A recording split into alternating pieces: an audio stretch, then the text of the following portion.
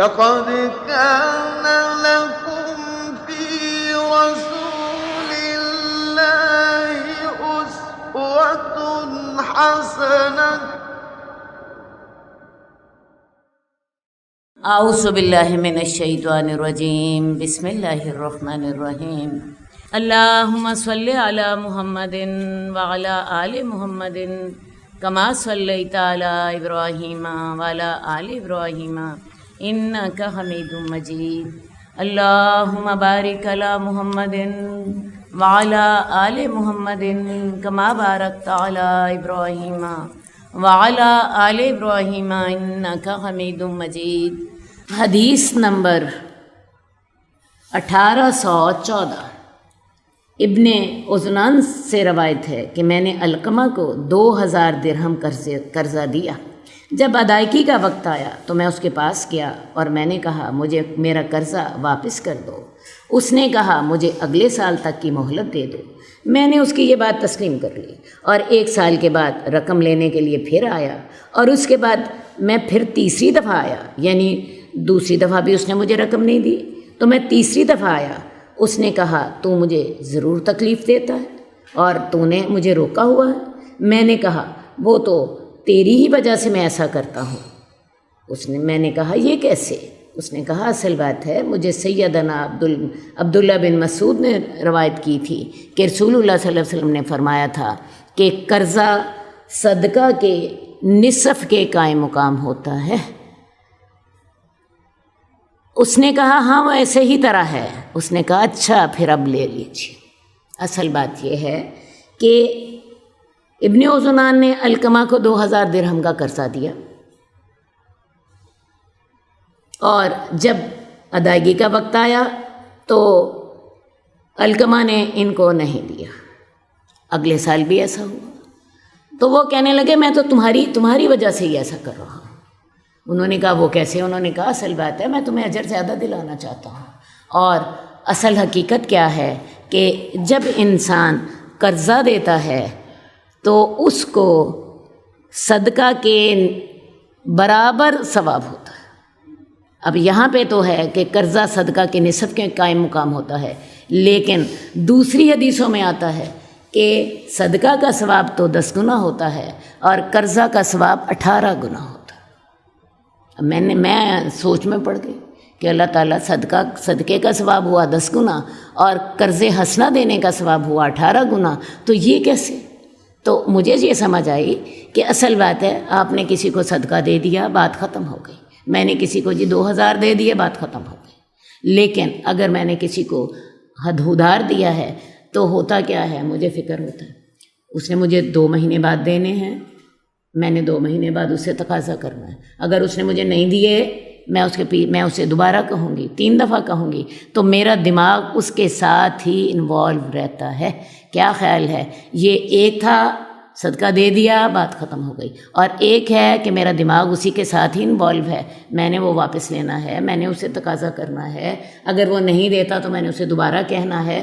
تو یہ سارا جو میرا دماغ اس کے ساتھ انوالو ہے، اللہ تعالیٰ اس کی قدر فرماتے ہیں۔ صدقے کا ثواب 10 گنا اور قرض حسنہ کا ثواب 18 گنا، بلکہ آپ کو حیرت ہوگی جب آپ اگلی حدیثیں پڑھیں گے۔ یہ حدیث صحیحہ میں ہی ایک حدیث ہے کہ جب آدمی کسی کو ایک معین وقت تک قرضہ دیتا ہے تو اسے ہر روز ادھار دی گئی چیز کے برابر صدقہ ملتا ہے۔ یہاں تو نصف ہے، وہاں پہ ہے اس کے برابر صدقہ ملتا ہے، اور جب قرض واپس کرنے کا وقت ہو جاتا ہے وہ نہیں دے پاتا، اسے دوبارہ مہلت دیتا ہے تو ہر روز اسے اسی مقدار کا دگنا صدقہ ادا کرنے کا اجر ملتا ہے۔ میں آپ کو اس کی مثال دیتی ہوں۔ آپ نے کسی کو 10,000 روپے صدقہ دیا، آپ نے طے کر دیا کہ بھی تم مجھے 1 سال کے بعد دو گے۔ 1 سال تک آپ کو روزانہ 10,000 روپے صدقہ کرنے کا ثواب ملتا رہتا ہے۔ اب 1 سال کے بعد آپ نے اس سے مطالبہ کیا کہ ہاں پہ میرا صدقہ واپس کرو، میرا قرضہ واپس کرو، صدقہ تو نہیں تھا قرضہ تھا، میرا قرضہ واپس کرو۔ اس نے نہ دیا، وہ مجبور تھا۔ آپ نے پھر اسے مہلت دے دی، چلو بھائی اچھا مجھے اگلے سال دے دینا۔ اب آپ کو روزانہ 20,000 روپے ثواب مل رہا ہے صدقہ دینے کا۔ یہ ہے اللہ کی عطا۔ اس میں ایک بات اور بھی اپنے سامنے رکھیے گا، جو صدقہ مانگنے کو ہر کوئی تیار نہیں ہوتا، انسان کی عزت نفس اس کو یہ اجازت نہیں دیتی، لیکن انسان جو ہوتا ہے قرضہ مانگ لیتا ہے، میں واپس کر دوں گا، تو اس لیے اس کی اگر آپ عزت نفس کا خیال رکھتے ہوئے، اس نے قرضہ آپ سے مانگ لیا، اس نے 10,000 روپے آپ کو 1 سال تک نہیں، 1 سال تک کا وعدہ کیا تھا، آپ کو 1 سال تک روزانہ 10,000 روپے صدقہ دینے کا ثواب ملتا رہا، اور اگر 1 سال کے بعد اس نے ادا نہیں کیے، آپ نے پھر اسے مہلت دے دی ایک اور سال کی، اب آپ کو دگنا ثواب ملے گا، بجائے 10,000 کے اب آپ کو 20,000 روپے روزانہ صدقے کا ثواب ملتا رہے گا۔ یہ حدیث پڑھ کے تو میں نے ارادہ سوچا ہے کہ اب صدقہ کرنے کے بجائے قرضہ ہی دینا چاہیے، کیونکہ اس طرح ثواب زیادہ ملتا ہے۔ لیکن میں نے آپ کو بتایا، اللہ کو پتہ ہے، کچھ لوگ صدقہ دینے کو پسند کریں گے، کچھ لوگ قرضہ دینے کو پسند کریں گے، اللہ نے مزاج مختلف بنائے ہیں، اس کا اجر اپنا ہے، بہرحال قرض حسنہ دینے کا بھی ثواب جو ہے وہ تھوڑا نہیں ہے، اس پر غور کر لیجئے۔ میں ایک دفعہ اپنی بات پھر دوہرا دیتی ہوں کہ اگر آپ نے کسی کو 10,000 روپے قرضہ دیا 1 سال کے لیے، 1 سال تک آپ کو روزانہ 10,000 روپے کا صدقے کا ثواب ملتا رہے گا، اور اگر 1 سال کے بعد اس نے آپ کا قرضہ ادا نہیں کیا، آپ سے مزید 1 سال کی اس نے مہلت لے لی، تو اب آپ کو 20,000 روپے روزانہ صدقہ کرنے کا اجر ملتا رہے گا۔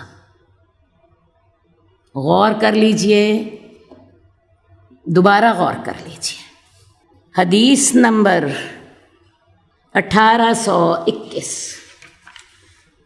عیسیٰ بن حضرمی بن کلثوم اپنے دادا کلثوم سے، اور وہ اپنے باپ سے روایت کرتے ہیں کہ رسول اللہ صلی اللہ علیہ وآلہ وسلم نے انہیں غزوہ مریسی والے سال فرمایا تھا، جب وہ مسلمان ہوئے تھے، مالوں کی زکوٰۃ دینے سے ہی تمہارے اسلام کی تکمیل ہوگی۔ زکوٰۃ فرض ہے، بڑی سیدھی سی بات، اور یہ اسلام کا نماز کے بعد دوسرا اہم رکن ہے، اور اگر کسی شخص نے زکوٰۃ نہیں دی، بڑی سیدھی سی بات ہے، وہ مسلمان نہیں ہوتا۔ آپ سورہ بقرہ کو دیکھ لیجئے، سورہ بقرہ سے قرآن مجید کا آغاز ہوتا ہے۔ سورہ بقرہ میں دیکھیے جی کیا الفاظ ہیں، الذین یؤمنون بالغیب ویقیمون الصلاۃ ومما رزقناہم ینفقون، وہ لوگ جو ایمان بالغیب لاتے ہیں اور نماز قائم کرتے ہیں، اور اس میں سے جو ہم نے ان کو رزق دیا خرچ کرتے ہیں۔ تو اللہ پر ایمان لانے کے بعد 2 چیزیں لازم ہو جاتی ہیں، ایک اقامت صلاۃ اور ایک ایتاء زکوٰۃ۔ جو یہ دونوں کام نہیں کرتا، میں آپ کو بتاؤں وہ مسلمان نہیں ہے، اور اس کی دلیل میں آپ کو قرآن مجید سے دوں گی۔ سورہ توبہ میں آتا ہے کفار کے بارے میں کہ فَإِن تَابُوا وَأَقَامُوا الصَّلَاةَ وَآتُوا الزَّكَاةَ فَخَلُّوا سَبِيلَهُمْ، اگر کفار جو ہیں یہ اپنے کفر سے توبہ کر لیں اور نماز قائم کریں اور زکوٰۃ ادا کریں تو تم ان کا رستہ چھوڑ دو، یعنی جب تک یہ 3 کام نہیں ہوں گے تب تک ان سے جنگ کی جائے گی، کیونکہ ہو سکتا ہے ایک شخص جو ہے وہ زبانی اظہار کر لے لا الہ الا اللہ محمد الرسول اللہ، لیکن اس کے ساتھ ساتھ اس کا عمل بھی دیکھا جائے گا، نماز قائم کرتا ہے اور 5 وقت نماز ادا کرتا ہے، اور نمبر 2 اپنے مال میں سے زکوٰۃ دیتا ہے۔ یہ 2 کام کرے گا تو اس کو مسلمان کنسیڈر کیا جائے گا، اور اس کے بعد اس سے لڑائی ختم کی جائے گی۔ تو کفار کے لیے اللہ تعالیٰ نے اصول یہ بتایا تھا کہ اگر وہ اپنے کفر سے توبہ کر لیں، مسلمان ہو جائیں، نماز قائم کریں، زکوٰۃ ادا کریں، تو تب تم ان کا راستہ چھوڑو گے۔ راستہ چھوڑنے سے کیا مراد ہے؟ تب تب تم ان سے لڑائی ختم کرو گے۔ اور آپ کو یہ بھی میں بتاتی چلی جاؤں کہ حضرت ابو بکر کے عہد میں بہت سے لوگوں نے زکوٰۃ سے انکار کر دیا تھا۔ اصل میں ہوا یہ کہ جب رسول اللہ صلی اللہ علیہ وسلم کی وفات ہوئی تو بہت سے لوگ مرتد ہو گئے۔ یہ وہ لوگ تھے کہ جو کہ فتح مکہ کے بعد مسلمان ہوئے تھے اور اپنے ایمان میں ابھی اتنے مضبوط نہ تھے۔ وہ اسلام کی فتوحات دیکھ کر انہیں اسلام لانا پڑا تھا۔ آپ کو پتہ ہے بہت سے لوگ ہوتے ہیں جو چڑھتے سورج کی پوجا کرتے ہیں، تو انہوں نے جب دیکھا کہ اسلام غالب آ گیا ہے تو وہ لوگ بھی مسلمان ہو گئے، اور جب رسول اللہ صلی اللہ علیہ وآلہ وسلم کی وفات ہوئی تو بہت سے مرتد بھی ہو گئے۔ حضرت ابو بکر کا جو سارا دور ہے وہ انہی مرتدین سے جہاد کرتے ہوئے گزرا۔ تو انہی میں کچھ لوگ ایسے بھی تھے جو کہ نماز پڑھتے تھے لیکن انہوں نے زکوٰۃ دینے سے انکار کر دیا تھا۔ ان کو مانعین زکوٰۃ کہا جاتا تھا۔ تو ان کے ساتھ حضرت ابو بکر رضی اللہ تعالیٰ عنہ نے جنگ کی تھی۔ آغاز میں جب حضرت ابو بکر نے صحابہ کے سامنے اپنا نقطہ نظر پیش کیا اور انہیں جہاد میں شامل ہونے کی دعوت دی تو حضرت عمر کا کہنا یہ تھا کہ آپ ایسے لوگوں سے جہاد کیسے کریں گے جو لا الہ الا اللہ کہتے ہیں۔ حضرت ابو بکر کے سامنے اس وقت یہی آیت تھی، اور یہ آیت سورہ توبہ میں ایک دفعہ نہیں 2 دفعہ آتی ہے۔ تو حضرت ابو بکر نے اس وقت حضرت عمر کو ڈانٹا اور کہنے لگے کہ عمر، تم جاہلیت میں تو بڑے بہادر تھے، اب اسلام میں آ کے بزدل ہو گئے۔ اور پھر حضرت عمر کہتے ہیں کہ اللہ کی قسم میں نے یہ جان لیا کہ ابو بکر کا سینہ اللہ تعالیٰ نے اس بات کے لیے کھول دیا۔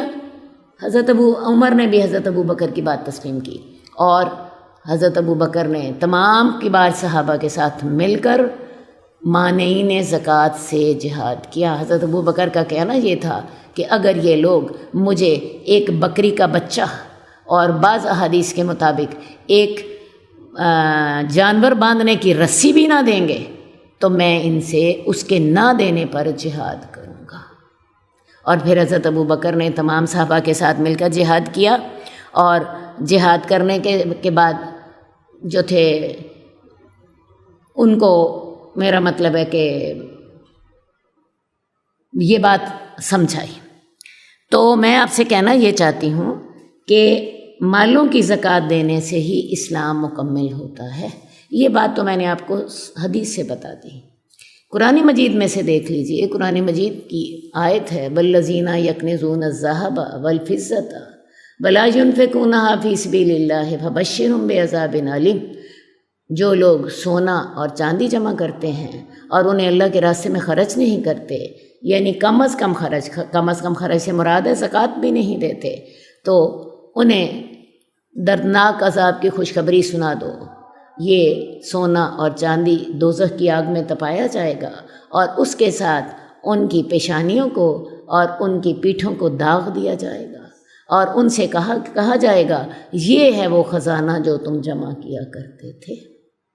تو لہٰذا زکوٰۃ کے بغیر انسان مسلمان نہیں ہوتا، اور زکوٰۃ نہ دینے کا گناہ جو ہے وہ یہ ہے کہ دنیا میں ان کو مسلمان کنسیڈر نہیں کیا جائے گا، اور قیامت میں اللہ تعالیٰ جو ہے وہی سونا اور چاندی یا جو خزانہ انہوں نے جمع کیا تھا دوزخ کی آگ میں تپا کے ان کے پیشانیوں اور ان کی پیٹھوں کو داغیں گے، اور ان سے کہا جائے گا کہ یہ ہے وہ مال جو کہ تم جمع کرتے تھے۔ حدیث میں آتا ہے کہ ایسا سونا اور چاندی جو ہے اس کے گلے میں ایک گنجے سانپ کی شکل میں ڈال دیا جائے گا، اس کے گلے کا ہار بنا دیا جائے گا۔ وہ سانپ اسے ڈسے گا اور اسے کہے گا انا کنزکا انا مالکا، میں تیرا خزانہ ہوں، میں تیرا مال ہوں، تو دنیا میں مجھے اپنے گلے کا ہار بنائے رکھتا تھا، تو آج میں تیرے گلے کا ہار ہوں۔ تو یہ بات یاد رکھیے، زکوٰۃ کے بغیر اسلام مکمل نہیں ہوتا، زکوٰۃ کے بغیر اسلام مکمل نہیں ہوتا۔ حدیث نمبر 1822۔ حکیم بن حزام کی روایت ہے کہ عہد جاہلیت میں مجھے محمد صلی اللہ علیہ وآلہ وسلم بہت زیادہ محبوب تھے۔ جب آپ نے نبوت کا دعویٰ کیا اور مدینے کی طرف ہجرت کر لی، حکیم بن حزام ابھی کافر ہی تھے۔ حج کے موقع میں مکہ آئے اور دیکھا کہ ذی یزن کی ایک عمدہ پوشاک فروخت کی جا رہی ہے۔ انہوں نے رسول اللہ صلی اللہ علیہ وسلم کو تحفہ دینے کے لیے وہ پوشاک خرید لی اور مدینہ پہنچ گئے۔ جب انہوں نے یہ رسول اللہ صلی اللہ علیہ وسلم کو بطور ہدیہ دینا چاہی تو آپ نے انکار کر دیا۔ عبید اللہ کہتے ہیں میرا خیال ہے کہ آپ نے فرمایا تھا ہم مشرکین سے کوئی چیز قبول نہیں کرتے، ہاں اگر آپ دینا ہی چاہتے ہیں تو ہم قیمت کے بدلے خرید لیتے ہیں۔ جب آپ نے ہدیہ قبول کرنے سے انکار کیا تو میں نے قیمت کے بدلے میں انہیں وہ لباس دے دیا۔ حکیم بن حزام کون ہیں؟ حکیم بن حزام جو ہیں یہ حضرت خدیجہ کے بھتیجے، یہ حضرت خدیجہ کے بھتیجے ہیں۔ یہ پہلے کافر تھے لیکن چونکہ بڑے سمجھدار آدمی تھے، ان کو رسول اللہ صلی اللہ علیہ وآلہ وسلم جاہلیت کے زمانے میں بھی بڑے پسند تھے۔ انہوں نے ہی حضرت زید کو خرید کر اپنی پھپھی حضرت خدیجہ کو دیا تھا اور حضرت خدیجہ نے پھر حضرت زید بن ثابت رسول اللہ صلی اللہ علیہ وآلہ وسلم کو دے دیے تھے۔ تو حکیم بن حزام کہتے ہیں کہ میں نے رسول اللہ صلی اللہ علیہ وسلم کو تحفہ دینے کے لیے ایک عمدہ لباس 50 دینار میں خریدا، اور یہ بھی آپ یاد رکھیے کہ دینار جو تھا یہ سونے کا سکہ ہوتا تھا۔ 50 دینار خاصی زیادہ قیمت تھی، اور ابھی یہ کافر ہی تھے جب انہوں نے یہ لباس جو ہے رسول اللہ صلی اللہ علیہ وآلہ وسلم کو تحفہ دینے کے لیے خریدا، تو یہ انہوں نے پھر اللہ کے رسول کو وہ تحفہ پیش کیا مدینہ جا کر۔ تو آپ نے ان سے تحفہ قبول نہیں کیا۔ آپ نے کہا کہ ہم مشرکین سے کوئی چیز قبول نہیں کرتے، ہاں اگر آپ دینا ہی چاہتے ہیں تو ہم اس کی قیمت دیں گے۔ چنانچہ پھر رسول اللہ صلی اللہ علیہ وسلم نے ان کو قیمت دے کے ان سے یہ وہ جو تحفہ تھا ان کا یا وہ جو لباس تھا وہ قبول کر لیا۔ اب یہ ہے کہ جو غیر مسلم ہیں ان کے تحائف کے بارے میں مسلمانوں کا رویہ کیا ہونا چاہیے، تو اصل بات یہ ہے کہ جس غیر مسلم کے بارے میں آپ کو یہ امید تھی کہ وہ مسلمان ہو جائے گا، اس کے ہدیے قبول کر لیے گئے، اس کے ہدیے قبول کر لیے گئے۔ لیکن جو غیر مسلم اپنے ہدیے کے ذریعے محض دوستی چاہتا تھا اس کے تحفے رد کر دیے گئے، کیونکہ ہمیں پتہ چلتا ہے کہ رسول اللہ صلی اللہ علیہ وسلم نے جب مختلف ممالک کے بادشاہوں کو دین کی دعوت دی تو مقوقس مصر اس نے آپ کو تحائف بھیجے تھے، اس کے علاوہ کیسر روم نے بھی آپ کو تحائف بھیجے تھے، تو رسول اللہ صلی اللہ علیہ وسلم نے ان کے تحائف قبول کر لیے تھے۔ یہ مقوقس مصر نے ہی آپ کو حضرت ماریہ بیچی تھیں جن کو آپ نے اپنے لیے قبول فرما لیا تھا۔ اسی طرح جو اس دور کی جو سپر پاور تھی روم، اس کیسر روم نے بھی آپ کو تحائف بھیجے تھے، آپ نے ان کے تحائف قبول کر لیے تھے۔ یہاں لیکن آپ جو ہے حکیم بن حزام کا تحفہ رد کر رہے ہیں، تو سمجھ یہی آتی ہے کہ جس کے بارے میں آپ کو امید ہوتی تھی کہ وہ اسلام قبول کر لے گا، اس کے تحائف آپ قبول فرما لیتے تھے، اور جس کے بارے میں آپ کا خیال ہوتا تھا کہ وہ شخص صرف اپنے ہدیے کے ذریعے محض دوستی چاہتا ہے، اس کے تحفے رد کیے جاتے تھے۔ اس کے علاوہ ایک اور بات بھی سمجھ آتی ہے کہ بعض اوقات موقع محل کو دیکھ کر فیصلہ کر لیا جاتا تھا۔ جب موقع محل کو دیکھ کر فیصلہ کر لیا جاتا تھا کہ اس کا ہدیہ قبول کیا جائے یا نہیں، ہو سکتا ہے اس کا ہدیہ قبول نہ کیا جائے تو وہ یہ سوچ کر مسلمان ہو جائے کہ میں مسلمان ہو جاؤں تو شاید میرا ہدیہ قبول کر لیا جائے، تو اس سلسلے میں موقع محل کو دیکھ کر اپنی پالیسی طے کر لی جائے۔ لیکن ایک بات واضح ہے کہ جب دل میں مشرک کی محبت پیدا ہونے کا اندیشہ ہو تو پھر تحفہ رد کر دینا چاہیے۔ اب رسول اللہ صلی اللہ علیہ وسلم کو حکیم بن حزام کی طرف سے تحفہ قبول کر کے اس کی محبت پیدا ہونے کا تو خیال نہیں تھا، لیکن آپ کا خیال یہ تھا کہ شاید اس عمل کے ساتھ یہ اسلام کی طرف آگے بڑھ جائیں۔ حضرت خدیجہ کے بھتیجے تھے، آپ کے سمجھ لیجئے قریبی لوگوں میں سے تھے، آپ نے ان کا تحفہ رد کر دیا صرف یہ سوچ کے کہ شاید رد کرنے کے ساتھ ان کے اندر یہ احساس پیدا ہو کہ مجھے اسلام قبول کر لینا چاہیے۔ تو موقع محل دیکھ کر اس سلسلے میں رسول اللہ صلی اللہ علیہ وسلم فیصلہ فرما لیتے تھے۔ حدیث نمبر 1829، ابو ذر غفاری کہتے ہیں کہ میں نے رسول اللہ صلی اللہ علیہ وسلم سے سوال کیا کہ کون سا عمل افضل ہے؟ آپ نے فرمایا اللہ پر ایمان لانا اور اس کے راستے میں جہاد کرنا۔ میں نے کہا کون سا غلام آزاد کرنا افضل ہے؟ آپ نے فرمایا جو اپنے مالکوں کے نزدیک زیادہ قیمتی ہو اور عمدہ ہو۔ میں نے کہا اگر میں ایسا غلام آزاد نہ کر سکوں تو؟ آپ نے فرمایا کسی کاریگر کی مدد کر دو یا کسی بے ہنر کے کام آ جاؤ۔ میں نے ایک سوال کیا اگر میں یہ عمل بھی نہ کر سکوں؟ تو آپ نے فرمایا لوگوں کو اپنے شر سے بچا کر رکھو، یہ بھی تمہارا اپنے نفس پر صدقہ ہے۔ تو یہاں پہ افضل اعمال کا بیان ہو رہا ہے۔ حضرت ابو ذر غفاری رسول اللہ صلی اللہ علیہ وسلم کے بڑے ہی قریبی اور محبوب صحابہ میں سے تھے۔ رسول اللہ صلی اللہ علیہ وسلم سے سوال کیا کہ یا رسول اللہ کون سا عمل سب سے بہترین ہے؟ تو آپ نے فرمایا اللہ پر ایمان لانا، کیونکہ جب تک اللہ پر ایمان نہیں ہوتا آپ کی کوئی بھی نیکی قابل قبول نہیں ہوتی، کیونکہ جس رب نے آپ کو کسی بھی نیکی کا اجر دینا ہے اس پر ایمان لانا تو سب سے پہلے لازمی ہوگا نا۔ یہ تو نہیں ہو سکتا کہ آپ اس اللہ پر ایمان بھی نہ لائیں اور اللہ تعالیٰ آپ کو اس کی نیکی کا اجر بھی عطا فرما دیں۔ تو سب سے پہلا بہترین عمل، افضل عمل اللہ پر ایمان لانا ہے۔ اللہ پر ایمان لانے کے بعد اللہ تعالیٰ آپ کے گناہوں کی مغفرت فرما دیتے ہیں اور آپ کی نیکیوں کو قبول فرما لیتے ہیں۔ اور اس کے بعد اللہ کے راستے میں جہاد کرنا، ظاہر ہے اللہ کے راستے میں آپ اپنی جان اور مال سے، اپنی تن من دھن سے کوشش کرتے ہیں، یہ عمل اللہ تعالیٰ کو سب سے زیادہ قبول ہے، سب سے زیادہ پسند ہے۔ اس کے بعد حضرت ابو ذر غفاری کا سوال یہ تھا کہ کون سا غلام آزاد کرنا افضل ہے؟ تو آپ نے فرمایا کہ جو اپنے مالکوں کے نزدیک زیادہ قیمتی ہو اور انہیں زیادہ پسند ہو۔ ظاہر ہے جو مالکوں کو زیادہ پسند ہوگا تو اس کی قیمت بھی زیادہ ہوگی۔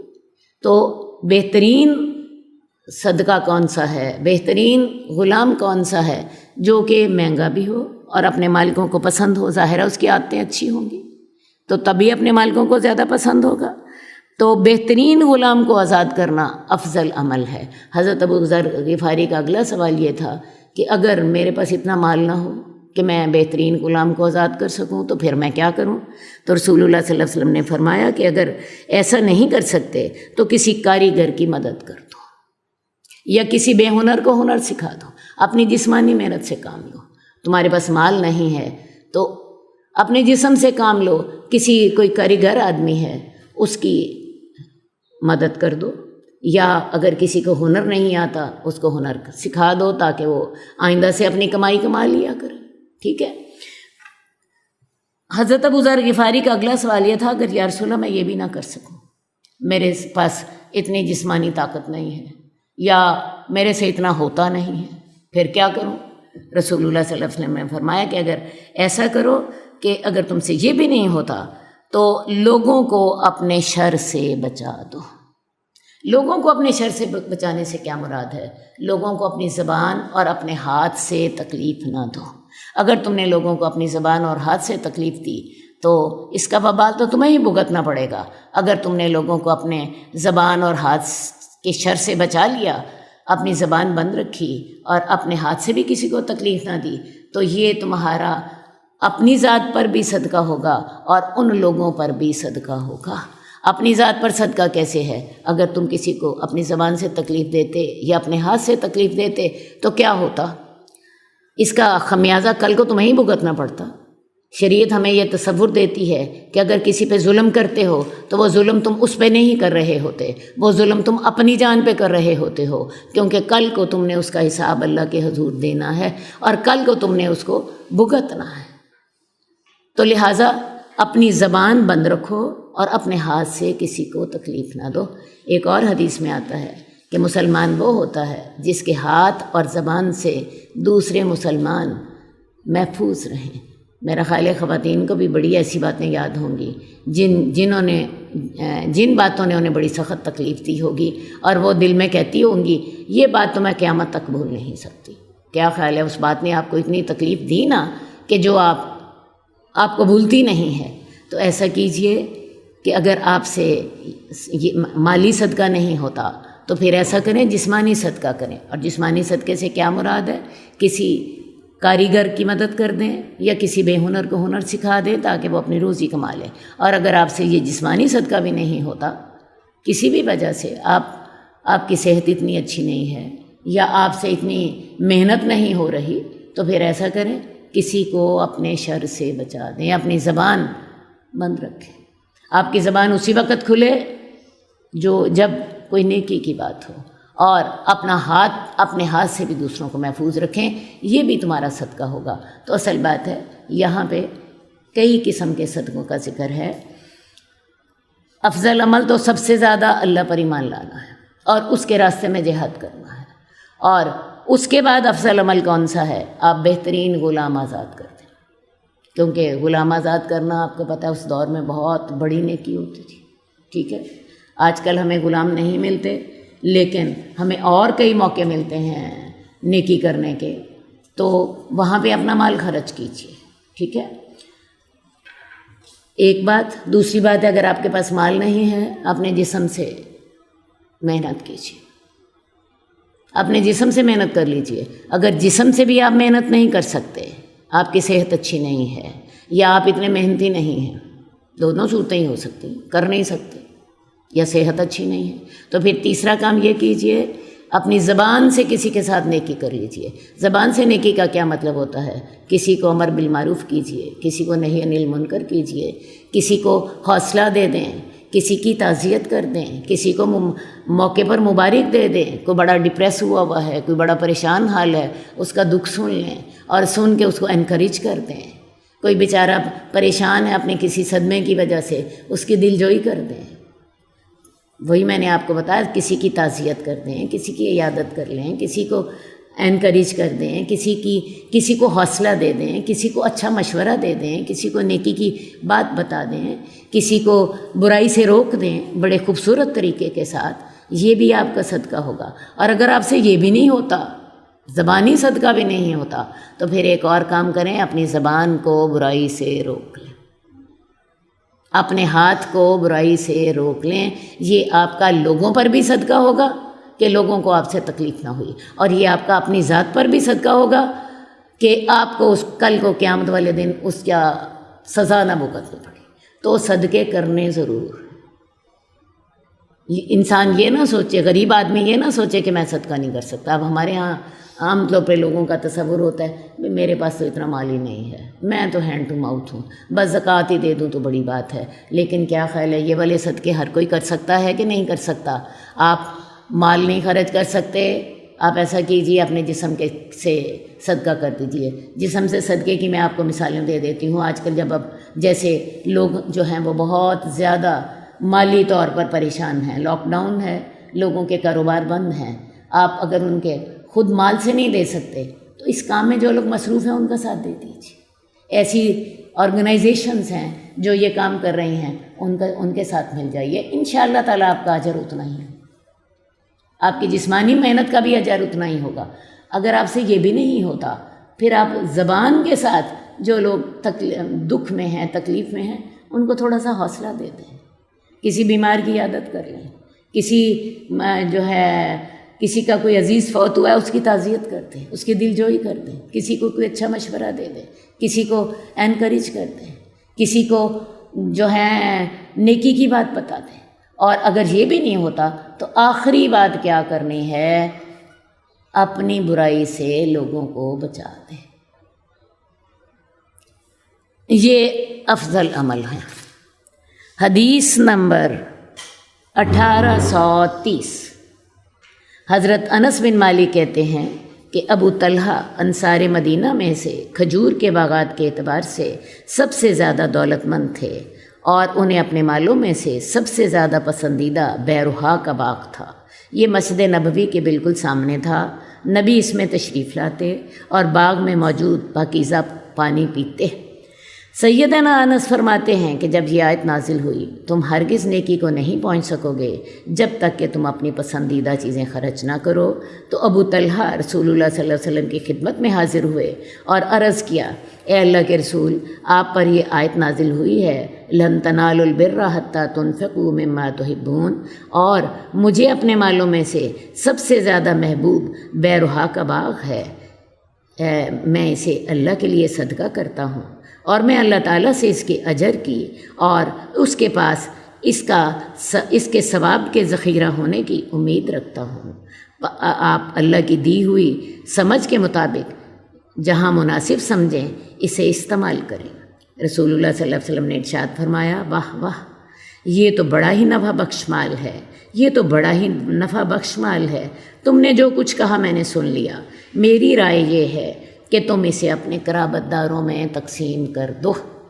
سب سے پہلے تو یہ دیکھ لیتے ہیں حضرت ابو طلحہ ہیں کون۔ ابو طلحہ جو ہیں یہ انس بن مالک کے والد۔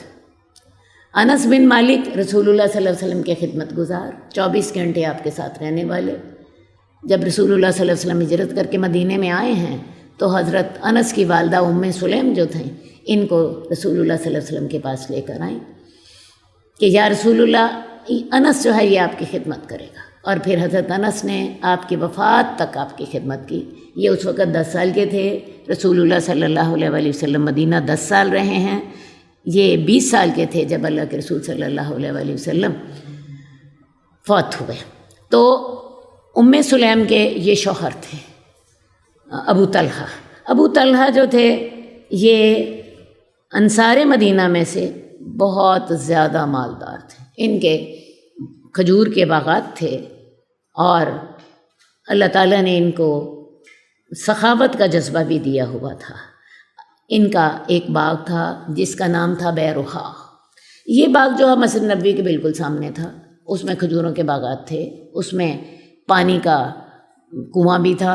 رسول اللہ صلی اللہ علیہ وسلم اس باغ میں تشریف لاتے اور وہاں کا جو ٹھنڈا میٹھا پانی بھی پیتے۔ جب قرآن مجید کی یہ آیت نازل ہوئی، لن تنالوا البر حتی تنفقوا مما تحبون، تم ہرگز نیکی کو نہیں پہنچ سکتے جب تک کہ تم اپنی پسندیدہ ترین چیز اللہ کے راستے میں خرچ نہ کرو۔ یہ آیت جو ہے اسی سے ہی 4 سپارے کا آغاز ہوتا ہے، ٹھیک ہے؟ اور یہ آیت ہمیں بتا رہی ہے کہ ہمارے مال میں زکوٰۃ کے علاوہ بھی ڈھیر سارے حق ہوتے ہیں۔ زکوٰۃ تو ہوا اللہ کا حق، اور اللہ کے بندوں کے حق بہت سے اور بھی ہیں۔ غریبوں کا حق ہے، یتیموں کا حق ہے، اس کے علاوہ امت مسلمہ کا حق ہے۔ کوئی ایک فوری آفت آ جاتی ہے مسلمانوں پر، اس کے لیے مسلمان کو اپنا مال لٹانا ہے، اور کس حد تک لٹانا ہے پیچھے میں آپ کو بتا کے آ چکی ہوں کہ اگر کوئی شخص 1/3 حصہ اپنا مال اللہ کے راستے میں خرچ کرے تو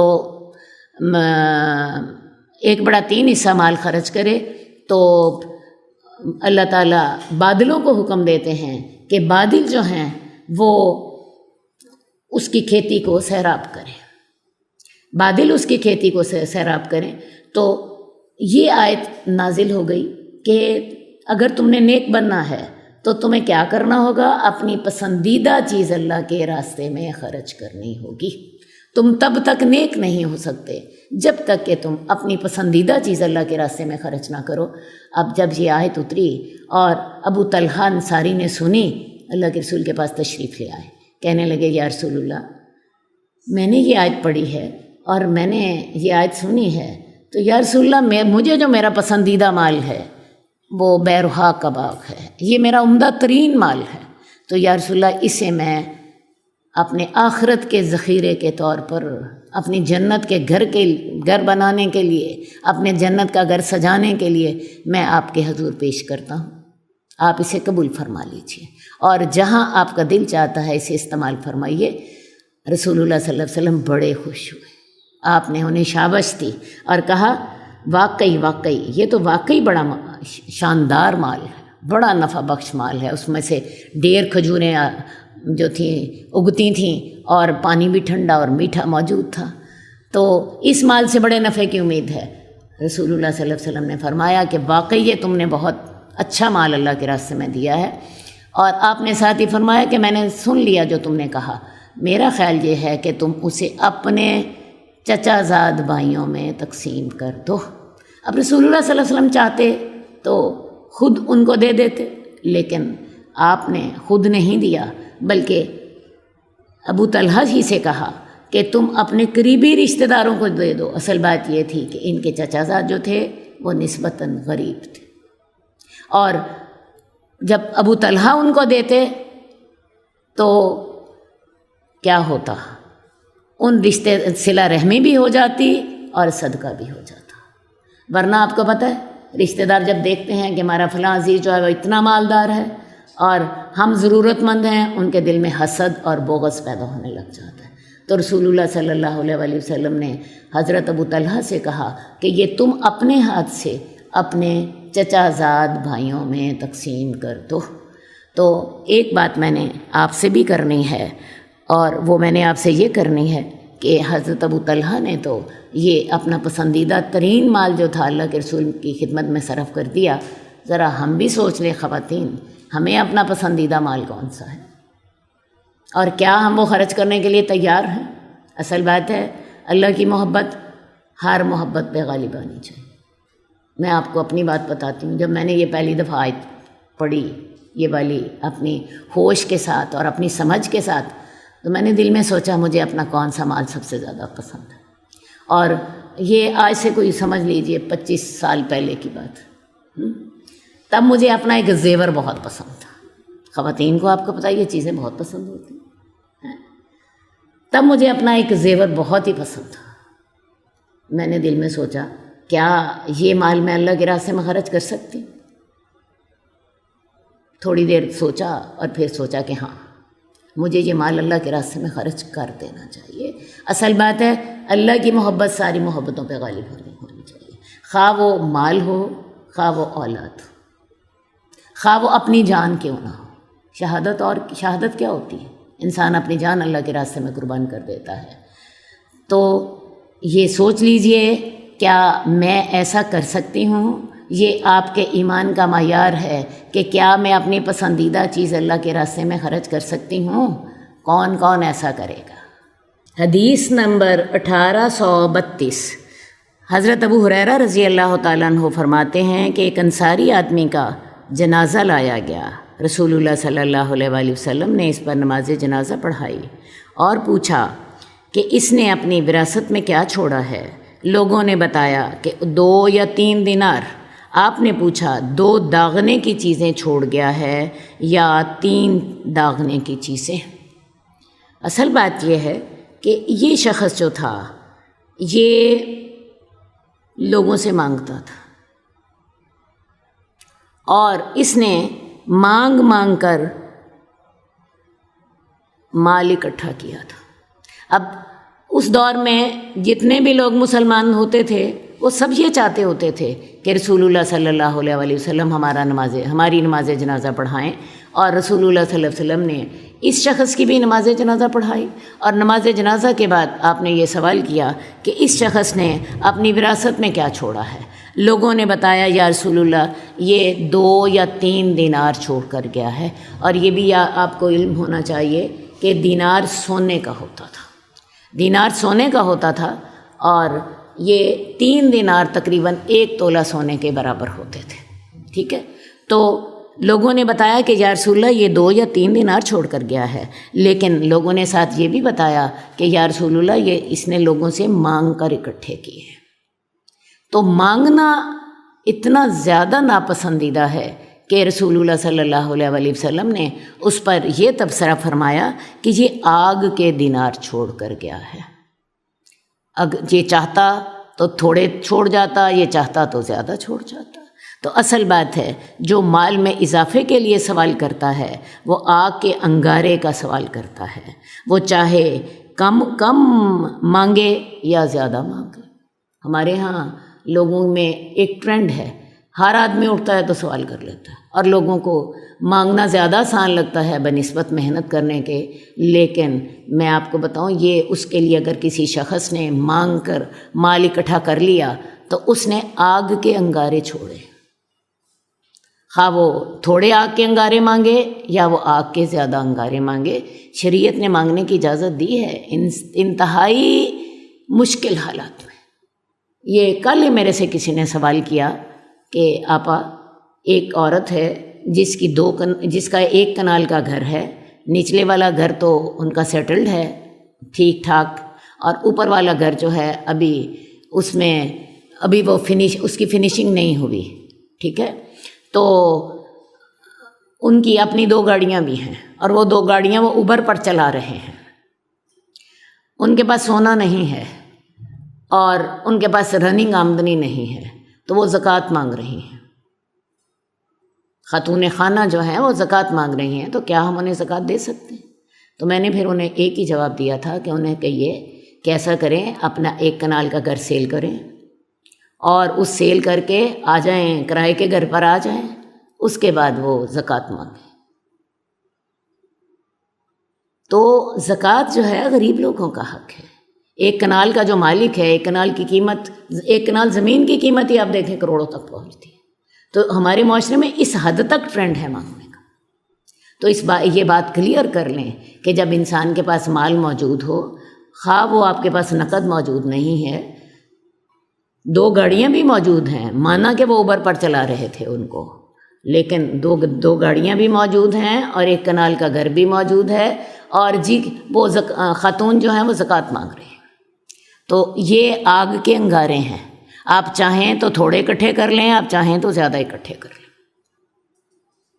میں دوبارہ بتا دیتی ہوں کہ میں نے جواب کیا دیا تھا۔ میں نے انہیں کہا تھا 1 کنال کا گھر سیل کریں، کرائے پر آ جائیں، اس کے بعد وہ زکوٰۃ کا سوال کر سکتے ہیں۔ اللہم صلی علی محمد وعلی آل محمد کما صلیت علی ابراہیم وعلی آل ابراہیم انک حمید مجید۔ اللہم بارک علی محمد وعلی آل محمد کما بارکت علی ابراہیم وعلی آل ابراہیم انک حمید مجید۔ مولاي صل وسلم